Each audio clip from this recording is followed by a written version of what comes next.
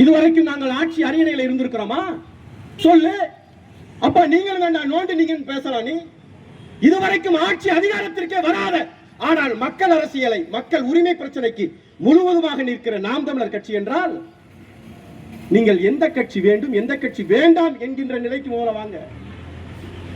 உங்களோடு நிற்பார்கள், உடன் நிற்பது போல் காட்டுவார்கள், ஆனால் அதை வைத்து பணம் பெற்றுக் கொள்வார்களை தவிர நிச்சயமாக உங்களுக்கானவர்களாக இருக்க மாட்டார்கள் என்பதை என் மக்கள் மனசுல வச்சுக்கணும். மீண்டும் மீண்டும் செஞ்ச தப்பைய செஞ்சு தப்பு செஞ்சவங்களுடைய உட்கார்ந்து எந்த பயனும் இல்லை. என் உறவுகள் நாம் தமிழர் கட்சியும் வெவ்வேறு அல்ல.